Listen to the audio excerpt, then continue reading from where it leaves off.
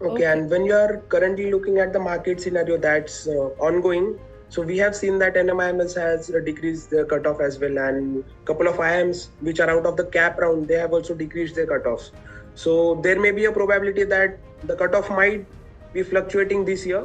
Yeah. So मेरे को ऐसा लगता था कि like it is the finance, so like क्या होगा आगे जाके, but the first sem is like literally a basic things related to finance about the. I would suggest like just go through your undergrad basics, fundamentals, and keep reading the newspaper. Please keep yourself updated with the current affairs as we have recently budget. Hi everyone, welcome on board. This is Anisha here in conversation with the admissions committee students from NIBM Pune. I mean, so many students have been asking about what are the cutoffs, should we apply to NIBM or not? Is it only for people who want to work in, banks and finance? So we are going to break all of these myths today with the admissions team. Before we talk about these myths, let's have a quick round of an introduction from everybody. So Rishi, Hemant, Dhairya, welcome on board, and why don't you give us a quick background about you before NIBM, and then we will talk about life at NIBM. Yeah. Yes, go ahead. Thank you. Rishi, why don't you start? Yeah. Okay, so thank you so much, ma'am, on having us on board. So I'm Rishi Kamdar from the senior batch of NIBM. I'm from 23-25 batch. So I'm currently in my second year. Before coming to NIBM, I had completed my BBA in finance from BMCC, Pune itself. And my profile was basically 999 and I scored very well in CAT as well. So before having my graduation completed, I had a couple of calls for top premium B schools as well. So I left a couple of IIMs and I have joined NIBM as well. So currently we have been placed, and life at NIBM is actually very good. We will be having more discussion on that. So moving on to Hemant. If you can. Hello, ma'am.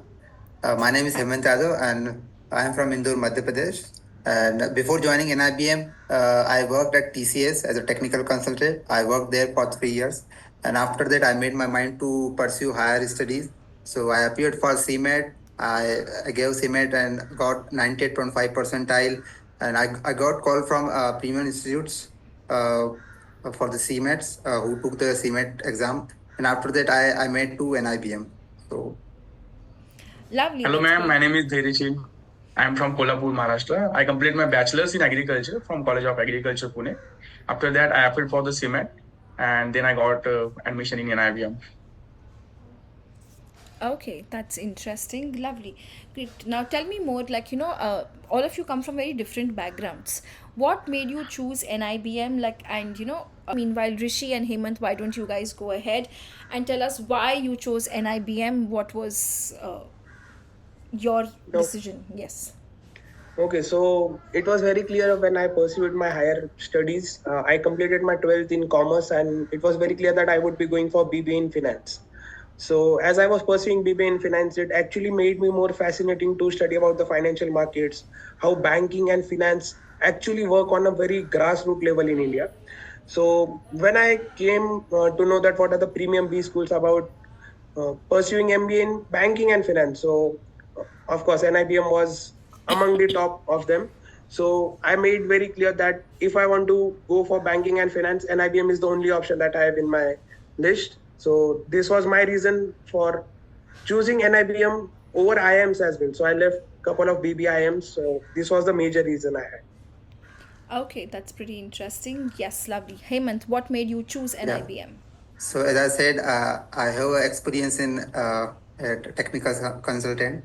So I have already made my mind to pursue. If I pursue MBA, definitely I will pursue in finance and banking sector, because as we know that it is a fintech era that we are living in. So the collaboration of technology and the operations of the banking, it's a great combination. So here at NIBM, definitely, like I'm getting a more exposure to the operations, the finance sector, the deep dive into the finance sector. So it is helping me a lot. Yes, Dhairya, tell me why you chose NIBM.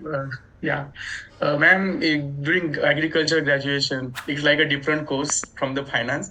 But at that time, we have a subject like microfinance and rural agriculture economy. So during this period, I got like knowledge about the different microfinance, how rural economy work.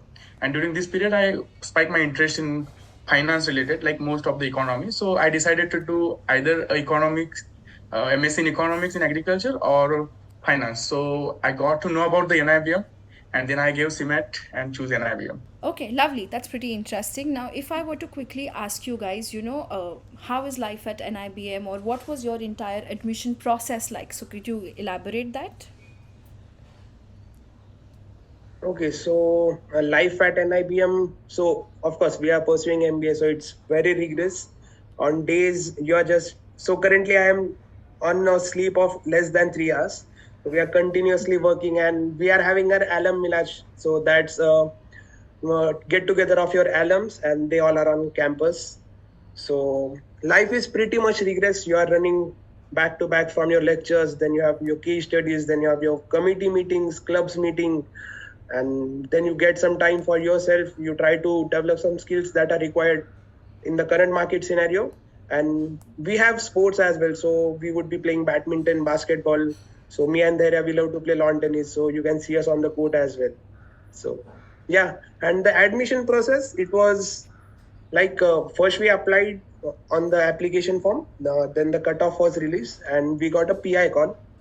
PI call basically comprises of two factors. That the first is your extempo. You will be getting 2 minutes to think on a particular topic, and then you have to deliver for 2 minutes again. And then the PI would be continuing for the rest of the time. And then the shortlist comes out.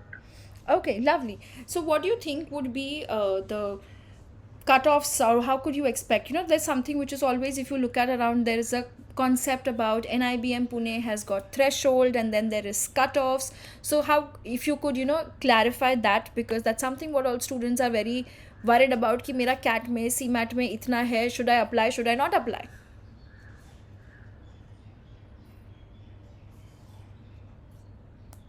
Yes, ma'am. So basically, the cutoff is totally depend upon the number of applications we are receiving.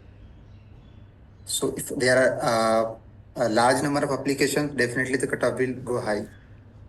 So yeah, it's totally depend upon the number of applications. So for example, that we have the threshold cutoff. So the threshold cutoff tells us that, like, yeah, you can apply for this. Okay. Based on your profile, you may get a chance to get into an IBM. As I take my example, I got 98.5 percentile. It is the cutoff. It's a threshold cutoff, you can say, for the last year. But I'm sure, because my profile, I thought that my profile is good. I have a work experience. Maybe I can convert it. So if you have less than, if you have less than 94, 95, you can apply, because maybe your profile is good. Maybe your extracurricular, the things that you have, it's good. So it can help you to get converted to an IBM. Okay, and when you are currently looking at the market scenario that's ongoing, so we have seen that NMIMS has decreased their cutoff as well, and couple of IIMs which are out of the cap round, they have also decreased their cutoffs. So there may be a probability that the cutoff might be fluctuating this year. So if I am supposed to tell you what is the safe score, so when we were aspirant, we were told that this is the safe marks or the percentile to apply. If you are from open category, CAT 85 plus, you're very good to go. Okay. And same for CMAT 95 plus, absolutely good to go. So if Okay. you have scored anywhere between that, above that, you can take a chance, because NIBM is one of the most premium institute for banking and finance. And yes, so this may be the scenario this time, because we have seen there are the decrease in cutoffs for various institutes. Yeah, So this year seems to be a revolutionary year. Sambalpur, Raipur separated out of cap, reduced the CAT cutoffs. NMIMS reduced the cutoffs. So I think which is there. But that's a very helpful suggestion, Rishi, that there's something which is like a safe score. So CAT 85 plus. I think probably even for ZAT students can look at 85.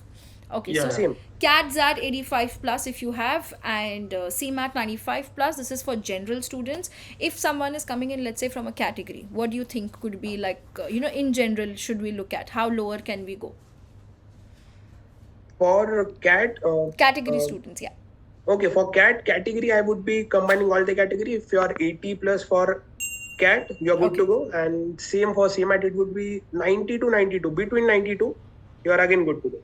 Okay. And this will again vary on the extracurricular, like Hemant mentioned. If you're having a good profile, you may convert on 92 as well. Lovely, lovely. That's really helpful and good Yeah. advice. Now, if I were to ask you, like you all say that, banking and finance is what you really wanted to study in, that was your sector. What are the kind of career opportunities, like Rishi, you're placed? Some of these Yeah. other guys would also be, getting in there. So, what are the kind of roles do you have for students who can get an idea कि banking and financial sector में bank में बैठने के अलावा और क्या काम कर सकते हैं? Yeah. Actually, I will start, Rishi, because Okay. I'm from different background. Yeah. So मेरे को Yes. ऐसा लगता था कि like it is the finance, so like क्या होगा आगे जाके, but the first sem is like literally a basic things related to finance about the asset. I didn't know about the asset liability prior that, but it was like equal playground for all the students from different background. So first sem में हमारा यही हुआ कि credit क्या होता है, like Correct. उसके बाद basic thing about macroeconomics, and after that, like in the third sem we have a credit analysis, risk management, the much more deeper course. Okay, and what kind of opportunity you will be getting? So basically, we focus more on the core roles on the banking sector. So you will be getting multiple risk jobs like market risk, credit risk, operation risk. For credit, you can get credit appraisal, credit underwriting. We have treasury roles as well. And this time we have got more on the product domain as well. So product is again a core job in banking, and which is the same sector which I'll be working within next 3 months. So that's very much like a trending sector, and that will be booming in the coming years, because as we started, Yeah. Hemant mentioned that the technology and banking will be the future of Indian economy. Correct. So these are the roles we have offered. And one more misconception is there, ma'am. So I would like to clear that. So like couple of aspirants asked me that, is this company coming on campus? Is that MNC coming on campus? But when you look what kind of roles we offer, the roles are always parallel to the curriculum that the college offers. Okay. So we are much more focused on the banking side. We are 80% into banking, 20% into finance. So you'll be getting more on a core banking jobs. And if you are interested in like IB roles and all, Yeah. so that is something we generally don't get here. But we will be getting all the market risk, credit risk domain, which are on the similar lanes, the core banking jobs, you can say that. Lovely, lovely. So thanks. That's really helpful, Rishi, for getting and clarifying the myths which exist. Now, last parting thoughts from you guys for students who will be preparing for interviews. Any tips, any guidelines कि ये पढ़ के आना तो NIBM का interview clear हो जाएगा?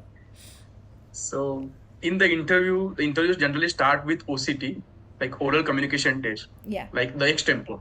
So after that, they will give you one random topic. You have 1 to 2 minutes for the frame your answer, and after that, it start with the in PI. In PI, generally student, like you have to know about knowledge about your background. After that, one to like most favorite subject. Like they ask like what is your favorite subject about in your graduation, because they test your knowledge in the graduation. How good was you?